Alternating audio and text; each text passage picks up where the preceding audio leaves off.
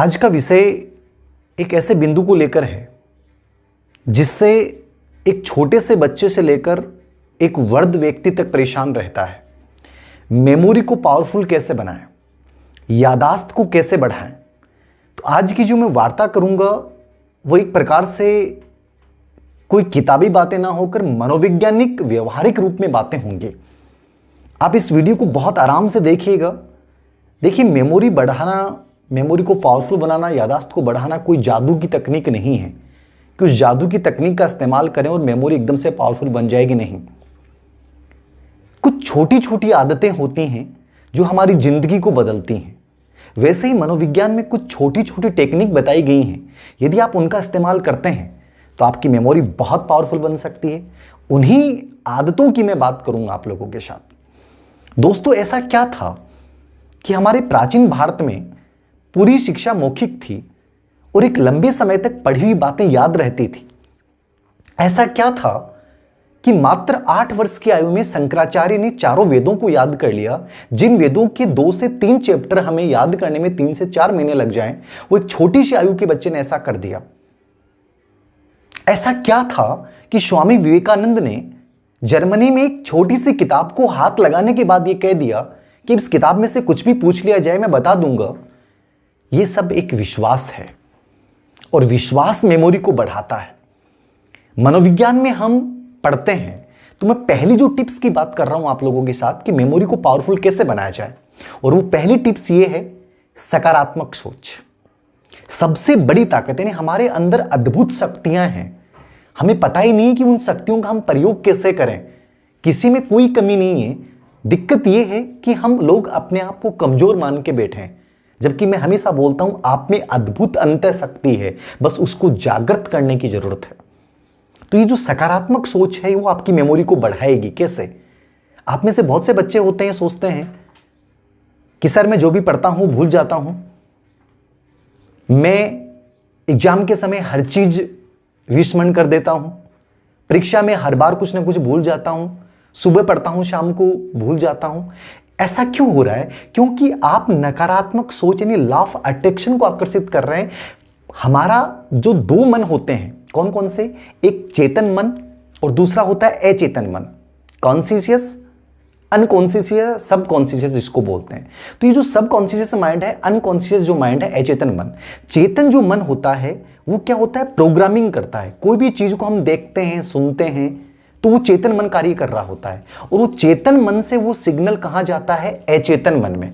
यानी जो हमारी स्ट्रोंग मेमोरी होती है उसका जो संबंध होता है वो अचेतन मन से होता है। दोस्तों, चेतन मन ने तो केवल सुना, यानी वो एक प्रकार से संवेदी स्मृति है, और फिर वहां से लघुकालीन में जाता है, और यदि अचेतन मन में वो चीज चली गई तो वहां लॉन्ग टर्म मेमोरी काम करेगी, दीर्घकालीन स्मृति काम करेगी।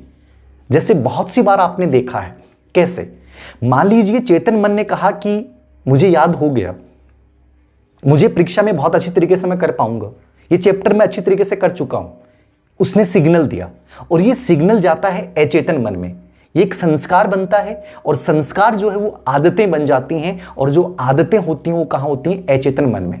जैसे आप ड्राइविंग सीखते हैं, तो ड्राइविंग जब सीखते हैं तो चेतन मन का इस्तेमाल होता है कि कहां गियर है, कहां ब्रेक है, कहां स्टीयरिंग है। एकदम से आप सजग होकर सीख रहे होते हैं, वो चेतन मन कार्य कर रहा होता है।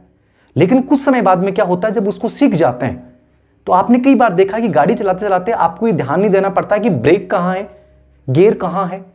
मतलब आप फोन पे बात करते हुए भी गियर चेंज कर डालते हैं और आपका ध्यान कहीं और होता तभी ब्रेक लग जाता है। क्यों? क्योंकि वो अनकॉन्शियस माइंड काम कर रहा है, यानी जो प्रोग्रामिंग चेतन मन ने की थी वो वहां आदत बन चुकी है, और वो चीजें ऑटोमेटिक अपने आप होती हैं। इसलिए यदि आप सकारात्मक बातें सोचेंगे कि मुझे सब कुछ याद है, मैं जो भी पढ़ता हूं याद रह जाएगा, मैं परीक्षा के टाइम नहीं भूलूंगा, तो वो सिग्नल कहां जाएंगे? अचेतन मन में, और अचेतन मन में जाते ही वो आदतें बन जाती हैं, यानी वो लॉ ऑफ अट्रैक्शन काम करता। तो अचेतन मन को सबसे पावरफुल माना गया है मनोविज्ञान में। इसलिए आपको सिर्फ सकारात्मक सोचना है, ये पहली क्रिया आपको ये करनी है मेमोरी को पावरफुल बनाने के लिए। दूसरी टिप्स क्या है मेमोरी को पावरफुल बनाने के लिए? आपको इमेजिनेशन करना पड़ेगा, यानी आपको प्रतिरूप बनाने पड़ेंगे, आपको मॉडल बनाना पड़ेगा। जब भी आप कोई चैप्टर पढ़ रहे होते हैं तो उस चैप्टर को पढ़ते पढ़ते उसके चित्र बनाना शुरू कर दें आप। इतिहास पढ़ रहे हैं, हल्दी घाटी का युद्ध पढ़ रहे हैं, तो हल्दी घाटी का युद्ध पढ़ते समय आपके माइंड में पूरा युद्ध का चित्रण होना चाहिए। अपने आप को वहां आप परिकल्पित करें कि ऐसे युद्ध हो रहा है। जब साइकोलॉजी पढ़ रहे हैं तो वहां आपको दिखना चाहिए कि थॉर्नडाइक के प्रयोग में बिल्ली क्या कर रही है, बिल्ली के सामने मछली का टुकड़ा कैसा है। इमेजिन कीजिए उन चीजों को। जितना ज्यादा आप इमेजिन करेंगे आपके माइंड में वो चीज लंबे समय तक याद रहेगी। यानी कि जिन चीजों को हम देख लेते हैं वो लंबे समय तक क्या रहती हैं, हमारे याद रहती हैं। तो आपको हर चीज का मॉडल बनाना है पढ़ते समय, याद रखना। हर चीज कैसा भी कंटेंट क्यों नहीं हो, उसको इमेजिन करना शुरू कर दीजिए कि वो कहानी के रूप में एक परिकल्पित चित्र से बन रहे हैं। तो आपको दूसरा कार्य क्या करना है, मॉडल बनाना है।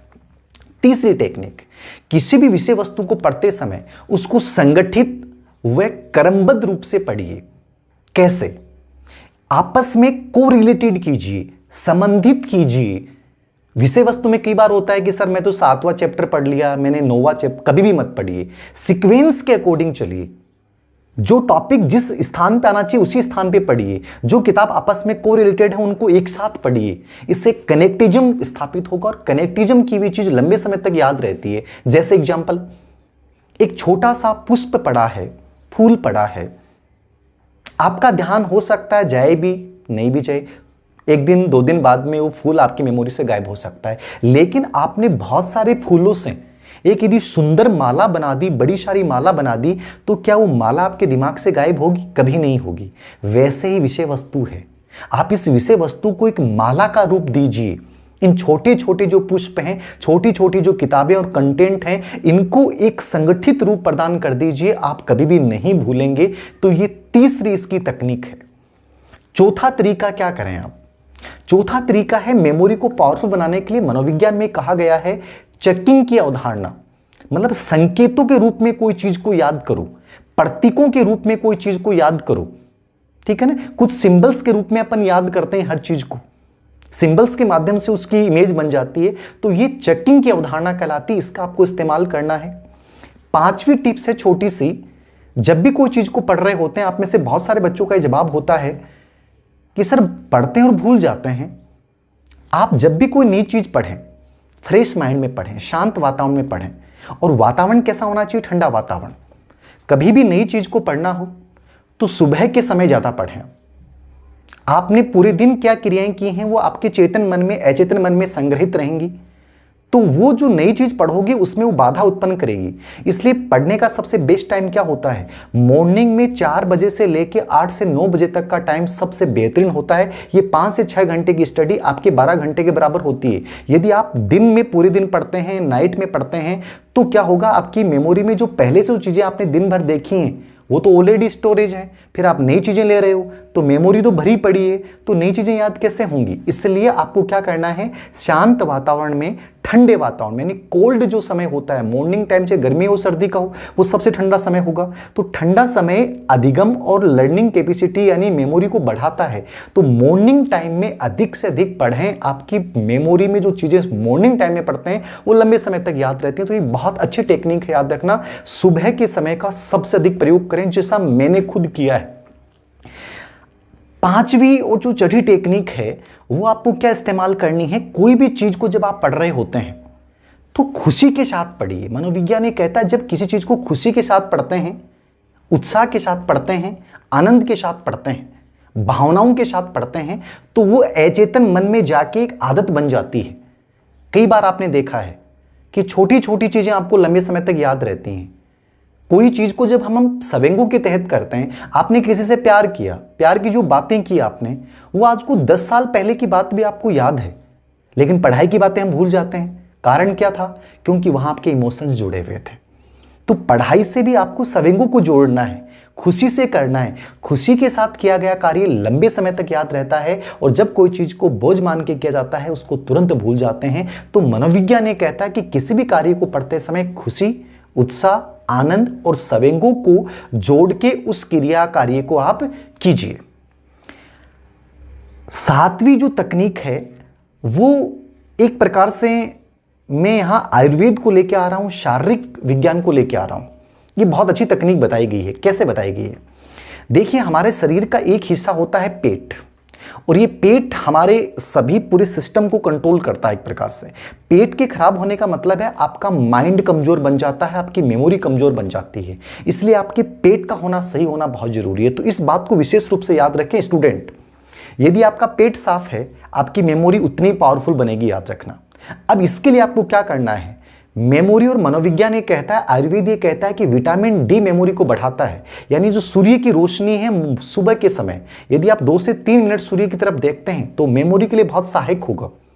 प्लस अनुलोम विलोम बहुत फायदेमंद रहता है। तीसरा मेडिटेशन, और मेडिटेशन में आपको कौन सी ध्वनि का प्रयोग करना है, अल्फा जो म्यूजिक होता है। कौन सा म्यूजिक, अल्फा म्यूजिक। यदि आप लंबे समय तक सुनते हैं तो आपका कॉन्सेंट्रेशन पावर बढ़ता है, आपकी मेमोरी बढ़ती है। पजल के जो गेम्स होते हैं वो भी मेमोरी को बढ़ाते हैं। तो अल्फा म्यूजिक सुनना है मेडिटेशन के समय, 5 मिनट मेडिटेशन करें। स्वामी विवेकानंद की मेमोरी पावरफुल होने का सबसे बड़ा रीजन मेडिटेशन था, याद रखना। अल्फा म्यूजिक का आपको प्रयोग करना है। तो पेट साफ होना, गर्म पानी का पीना, अल्फा म्यूजिक का सुनना, अनुलोम विलोम करना और सूर्य की रोशनी 4 से 5 मिनट प्रतिदिन आपको देखना है उनकी तरफ। ये आपकी मेमोरी के लिए बहुत फायदेमंद हो सकते हैं। ये शारीरिक विज्ञान की जितनी बुक्स हैं उनके अकॉर्डिंग ये बात मैंने बताई। और अंतिम रूप से जो मैं बात करने जा रहा हूं वो है मोबाइल का कम से कम प्रयोग। देखिए, मेमोरी को बढ़ाने के लिए आपने कई बार देखा है, जिन लोगों की आंखें बधिर बच्चे होते हैं, अंधे बच्चे होते हैं, चक्षु विकलांग बच्चे होते हैं, उनमें हर चीज को महसूस करने की शक्ति बहुत ज्यादा होती है। क्यों? क्योंकि वो चीज उनके पास नहीं है। हमारे साथ दिक्कत क्या हो रही है कि डिजिटल क्रांति के युग में हमारी मेमोरी सबसे कमजोर होती जा रही है। इसका कारण है हमारे पास संसाधन, सुविधाएं। आपको किसी का जन्मदिन भी याद करना है, मोबाइल में सेव कर लेते हैं, कोशिश नहीं कर रहे हैं हम लोग।